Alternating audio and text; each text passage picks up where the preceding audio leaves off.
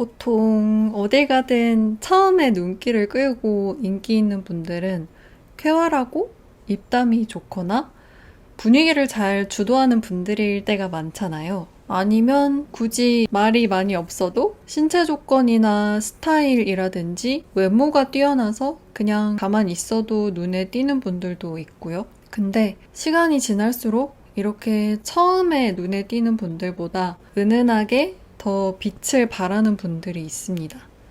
화려한 분들보다 평범하고 조용해 보여도 알아갈수록 주변에서도 진심으로 좋아하고 신뢰하게 되는 분들인데요. 자기를 내세우기보다 온화한 분들이 있죠.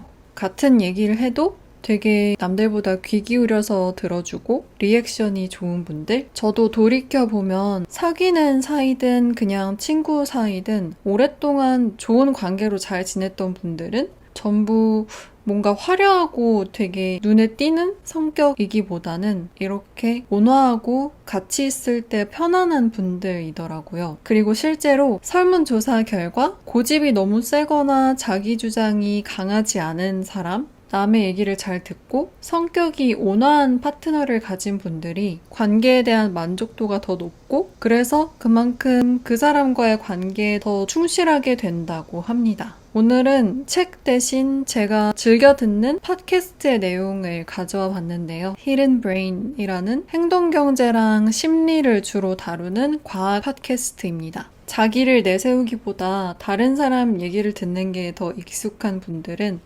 보통 첫인상에서는 그렇게 눈에 띄지는 않죠. 근데 조금씩 시간이 지날수록 그런 특징이야말로 장기적인 관계에 꼭 필요하다는 겁니다. 상대 얘기를 귀 기울여 듣고 의견을 잘 조율하는 능력이 건강하고 다정한 관계에 필수적이라는 거죠.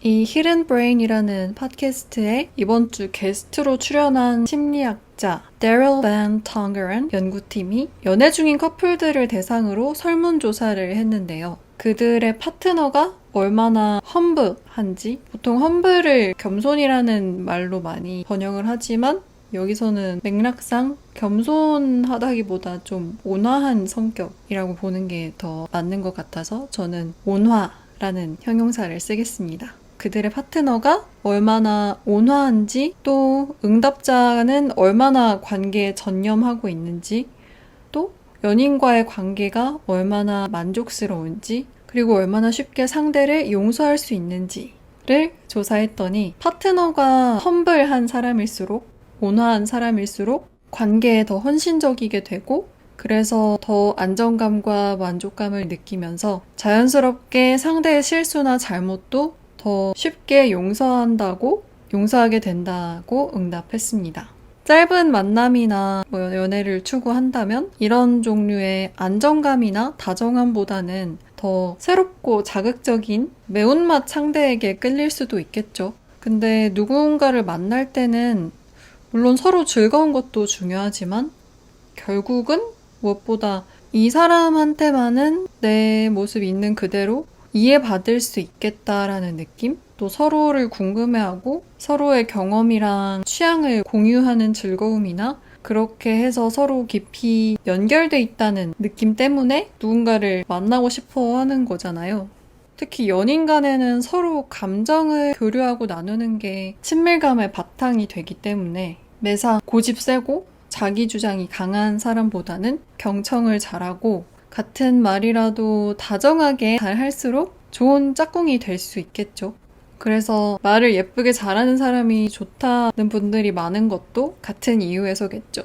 달리 말하면 사회적 지능이 높은 사람, 또 근데 한 가지 의외였던 건 이렇게 장기적인 관계뿐만 아니라 데이트 상대를 고르는 완전 초기 단계에서도 비슷한 결과가 나왔다고 합니다. 이 연구진이 가상의 프로필을 만들어서 누구랑 데이트하고 싶은지 고르게 하는 실험이었는데요. 상의를 탈의한 프로필 사진이라든지 보트 위에서 파티를 즐기는 모습처럼 좀 화려해 보이는, 달리 말하면 좀 나르시시스트적인 상대보다 반대로 온화하고 평범해 보이는 프로필이 더 높은 호감도를 받았다고 합니다. 근데 사실 두 사람 다 경청하고 말을 예쁘게 잘하는 사람인 경우는 흔하지는 않을 텐데요. 주변에 가끔 보이는 몇 년, 몇십 년이 지나도 신혼부부 같고 베프 같고 다정한 분들이 이런 케이스겠죠? 연구팀은 이렇게 커플 중에 두 사람 다 온화한 사람일 때랑 아니면 둘 중에 한 사람만 온화한 성격일 때 관계가 어떻게 다른지도 조사를 해봤는데요. 두 사람 다 온화하고 서로 상대의 필요를 잘 살피는 커플들은 출산 직후처럼 큰 변화가 있거나 극도의 스트레스 상황에서도 훨씬 잘 견디는 것으로 나타났습니다. 우울증이나 스트레스를 실제로 덜 경험했다고 하고요. 또 갈등 상황에서 혈압을 측정하는 실험을 했는데 이때도 두 사람 다 차분하게 상대 얘기를 듣는 커플들은 혈압이 더 낮게 측정됐습니다. 근데 반대로 한쪽만 상대 얘기를 듣고 한쪽은 자기 고집대로 하는 사람일 땐 얘기를 듣는 쪽은 혼자만 계속 양보를 하게 되고 또 같이 나눠서 해야 할 일도 한쪽만 자꾸 도맡아서 하게 되더라는 거죠. 뭐 상황에 따라서 어느 한쪽이 좀 더 양보하는 시기가 있을 수는 있지만 이게 계속 너무 일방적으로 어떤 책임이나 무게가 치우쳐 있다면 그런 관계는 오래 가기는 힘들겠죠. 그러면 이런 온화한 파트너가 되려면 어떻게 해야 하냐? 첫 번째는 궁금해하기입니다. 그 사람의 입장에서 생각해 보는 거죠.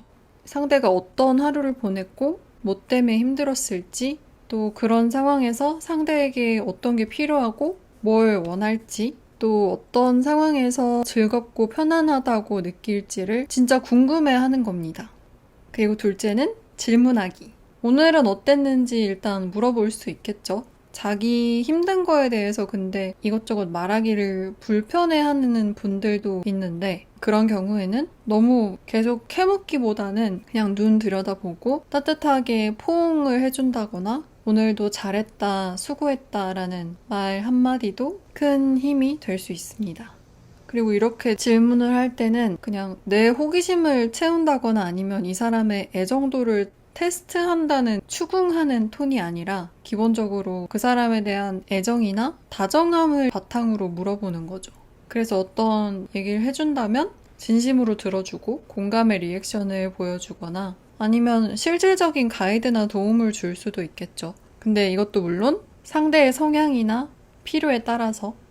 그리고 세 번째, 공감을 할 땐 사실 저도 이걸 그렇게 잘하는 편은 아닌 것 같은데 진짜 가까운 분들한테는 이렇게 하는 것 같아요.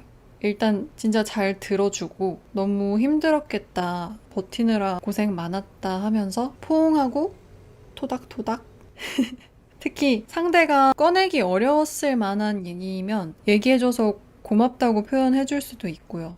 그렇게 하면 앞으로도 자기 상황에 대해서 우리한테 쉽게 오픈하고 공유해줄 수 있겠죠. 그리고 상대가 실질적인 조언이나 가이드를 필요로 하는 상황이면 그런 것도 같이 고민해보자 얘기할 수 있고요. 오늘은 베스트 커플의 조건, 특히 장기 연애나 결혼 생활에 필요한 자질에 대해서 얘기해봤는데요. 사람마다 다양한 이상형의 조건이 있겠지만 결국 오래도록 좋은 관계를 잘 유지하려면 유연하고 온화한 마음이 제일 중요하지 않나 싶습니다. 그리고 온화한 마음을 실천하려면 첫째, 상대에 대해 애정과 관심을 갖고 궁금해한다. 그 사람의 생각과 마음을 궁금해한다. 둘째, 질문한다. 대신 상대의 애정도를 시험하듯이 추궁하는 게 아니라 상대에 대한 존중과 다정함을 바탕으로 질문하는 거고요.